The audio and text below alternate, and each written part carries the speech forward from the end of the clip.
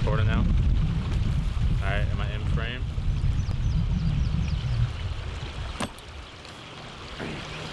Hey, what's up everyone? This is Charlie with Charlie's Adventure, and today we're going to be doing another paddleboard review. Now that the weather is getting great, I wanted to go ahead and review this one. I've had it here for a couple months, so I've been waiting to review it. I've taken it out a couple different times, and today we're going to be reviewing one of the cheapest paddleboards on Amazon, and it's really high quality. And it's the ISPNZH paddleboard, and it's 10'6" by 32 inches by 6 inch paddleboard. So it's kind of meant for beginners and adults and kids, but it's kind of a very versatile board. It's not meant for one thing specific, so you can really like take this board if you're new to the sport and take it anywhere you want to. So the first thing we're going to do is I'm going to get everything out of here, and we're going to kind of examine what this board actually comes with. So we're going to go ahead and get started with that.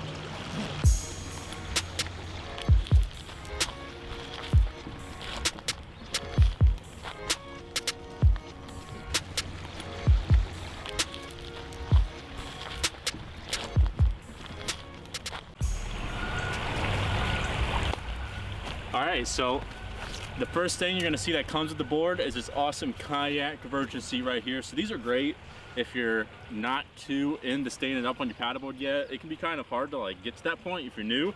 So what this allows you to do, it allows you to practice, fall in the water a bit, trying to stand up. But then when you get too tired, you can just strap this bad boy onto the D-rings on the paddleboard, and you can just kind of kayak your paddleboard per se. So it's kind of a cool little included feature that it comes with. Next thing is going to be your dual action pump right here, and comes with the hose, of course. So with this one, you switch to the dual action by either keeping this pin in or pin in right here, and then when you want to keep it the single action, you take it out. So that's the little fast switch sort of dual action pump right here.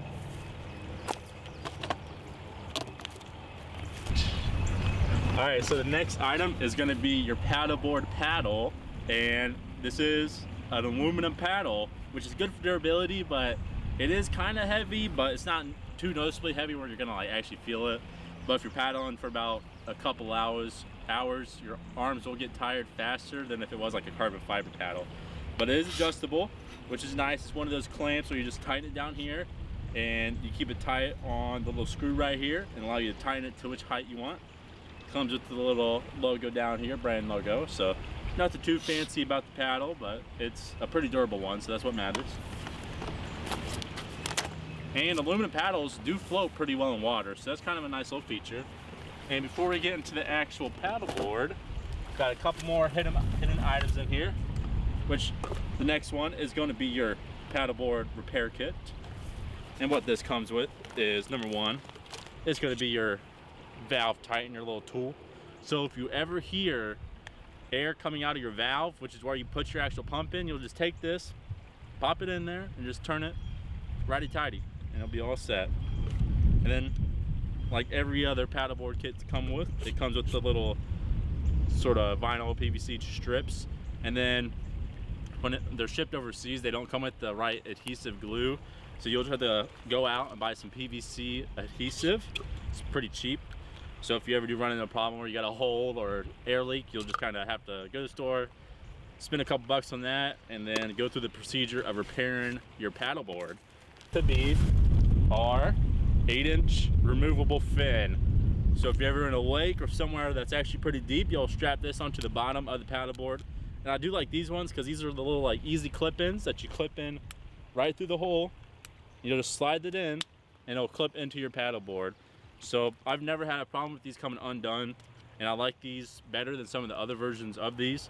And this is just a hard plastic, so if you're around rocks, you want to be very, very careful because these can break. And the last item, and one of the safest, is going to be your ankle leash, or wherever you want to put this at, your calf leash.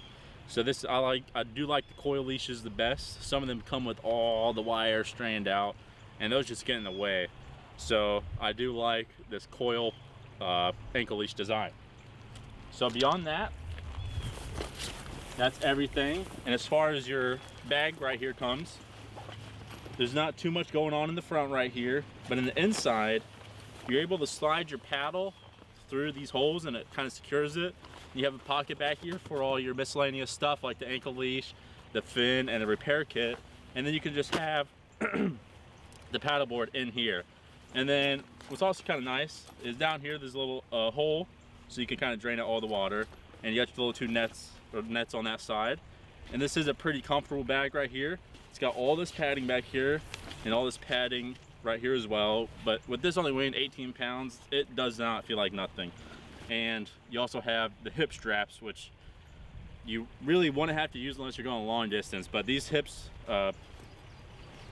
straps do help a lot when you're going long distance because they'll make it feel like you're not even carrying the paddleboard. So beyond that, it's a pretty nice built bag. So now getting into the part that really matters is going to be our paddleboard. So right here, you can see it's pretty obviously dirty. I've taken it out a couple times and I thought about cleaning it, but this isn't a product showcase, this is a product review.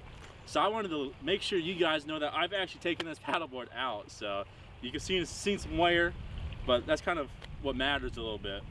But what I'm doing now before I even examine it is I want to have it inflated. So the next little challenge I have is to inflate this paddleboard right here. We're going to see how long that takes me. So all you have to do to inflate the paddleboard is you're going to take your dual action pump, you're going to tie in the hose to the side that says inflate. It has text right here at the top. You can't see right now, but all you can do is screw the hose on. And then if you want dual action, you'll keep this clip in right here.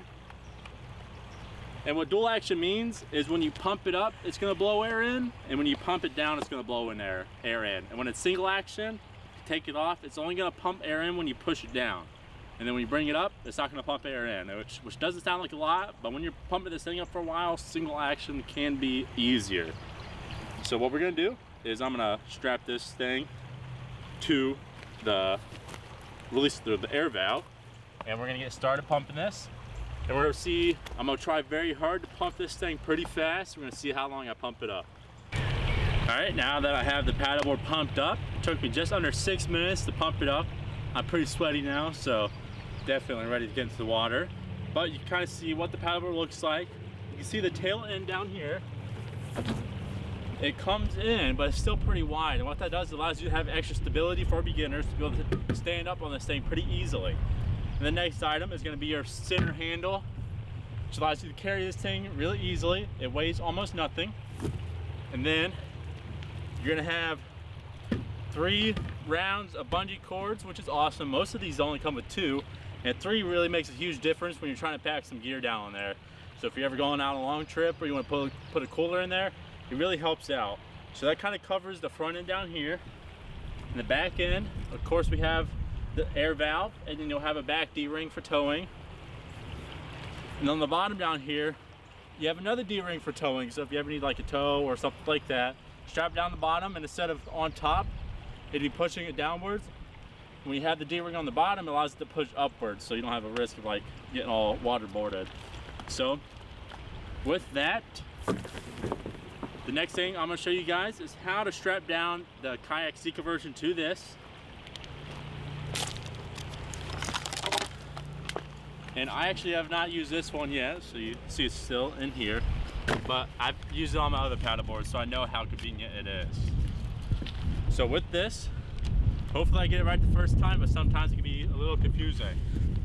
So this is gonna be your bottom, this is gonna be your back.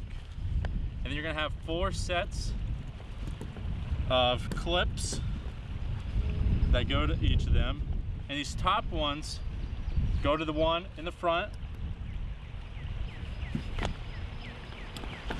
So it's gonna be the one on top right here is gonna go to the one in the front. And the ones at the bottom are gonna go in the ones at the back. So you strap these on and you flip this up. And then what you wanna do is, typically you wanna do it while you're sitting on here, is adjust the straps for it to be tight. And when you're sitting on here, it's really customized to fit everyone, so you really got to make it fit you personally. But all you do is you just pull the one in, lift the strap up, make sure all these are nice and tight, But like I said, typically you want to make sure you're on the board. And you scoot this forward. See, it's a little tight just down here. We'll loosen it up just a little bit. A little bit more where we tighten it. Right here. And now it's able to support your back once you tighten these top ones. Like I said, it takes a little bit of finagling the first time you use it, but you only gotta do it once. So now it's gonna be able to support your back while you're sitting down right here. And you know, you wanna have it pretty tight, like I said, and once you're sitting down right here, you can really adjust it further if you need to, once you start leaning back and really feeling it. But this really allows you to get a good feel of what the paddleboard feels like, and it's really comfortable after a long time of standing up and you're able to sit down. So I'm gonna take this off real quick. And now the next thing I want to go over before I get out on the water is how to put on the removable fin. And go over this last couple items right here. So you see it comes with 3 fins. It comes with these 2.5, 3-inch non-removable fins, which is really nice. I love having this because sometimes you'll find one that only have the center removable fin, which you can't always use an 8-inch fin. So it really helps out when you have the smaller fins, and these are not hard plastic, so they're able to withstand a lot of rocks and a lot of wear. But this allows you to track in the water a lot better when you have these smaller ones and you can't have the 8-inch fin. But all you got to do is strap on this bad boy. If you want to come a little closer, you got a good view of the fin. Is you take the front end, or the back end I mean, and you just slide it right through here. And now if you want to come on this side, you'll see your little pin right here, and all you do is you want to make sure this side is facing up, and you have this pushed all the way back, and you slide it right through until you hear it click. And now this thing is not going anywhere. But like I said, this is hard plastic, so it can break. So you only want to have this in areas that's not super shallow. And how you remove it is you push the other side down, and then you just pull the string back, and it comes out super easily. So that's how you do that. I'm not going to keep it on this time since we're kind of going to be in shallow water. Now throw it over here. So now we're going to go at the water test part, and after that I'll talk a little bit more about the board and who this is meant for, a little bit about the maneuverability, the tracking, the performance, how it does in certain conditions, and that will kind of cover our paddleboard review. So I took my flip-flops off, but I'm going to put those back on because it's kind of rocky. But most of the time when you're dealing with paddleboards, I would recommend that you just wear your bare feet, because sometimes the flip-flops don't do very well. So I'm gonna attempt not to do anything pretty fancy out there because I do not want to fall in, so I'm not gonna do any sub tricks or anything like that, but you're gonna kind of see what it looks like for me to paddle on it, and I can talk a little bit more while on the board.